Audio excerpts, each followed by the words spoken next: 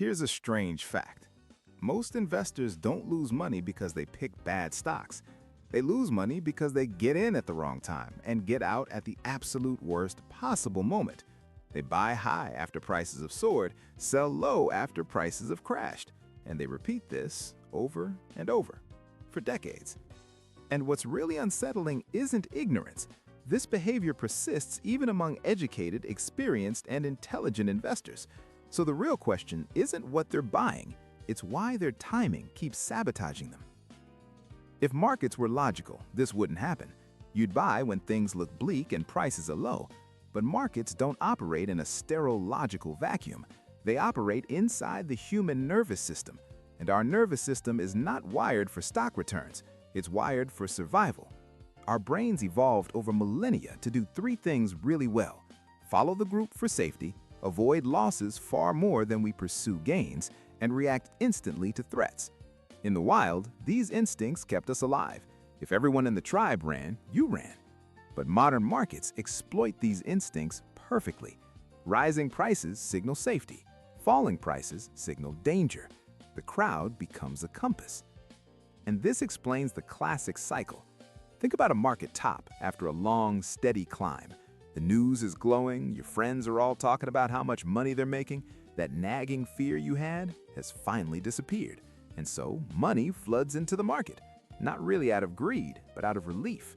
The decision finally feels obvious. It feels safe. But by the time an investment feels comfortable, the risk hasn't vanished. It's just been rebranded as certainty. And when certainty arrives, opportunity has often already left the building. Then the market turns. Prices fall faster than our emotions can adjust. That ancient instinct to avoid loss kicks in with incredible force. Studies show the pain of a loss hurts about twice as much as the pleasure of a gain feels good. Selling is no longer about strategy. It's about stopping the pain. It's an escape. And that urge to sell, to find relief at any cost, peaks right at the bottom, the moment of maximum psychological agony, which is almost always the point of maximum future return. Powering this whole destructive cycle is a simple brain error: recency bias. We are pattern recognition machines, and we assume that whatever just happened is going to keep happening. After years of gains, we just expect more gains. After a sharp fall, we brace for more losses. Our pattern recognition goes haywire. And having more information doesn't help. In fact, it usually makes it worse. During a bull market, every piece of data becomes justification for optimism. In a bear market, every headline is another reason to panic. This is why intelligence isn't a defense. Smart investors don't escape this wiring. They just build more sophisticated, elaborate arguments to rationalize their fear. So how do the best investors break this cycle? They don't have better predictions. They have better behavior. They understand buying feels hardest precisely when it's most rational.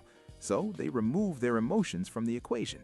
They use predefined rules, they commit to long-term horizons, and they build processes they can trust when every instinct is screaming at them to do the exact opposite.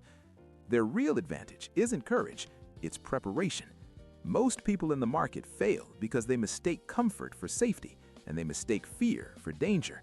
So if you want better results, stop asking, "What should I buy?" and start asking yourself a much more important question: how will I behave when it gets uncomfortable? Because in the end, the market doesn't defeat investors. Their own psychology does.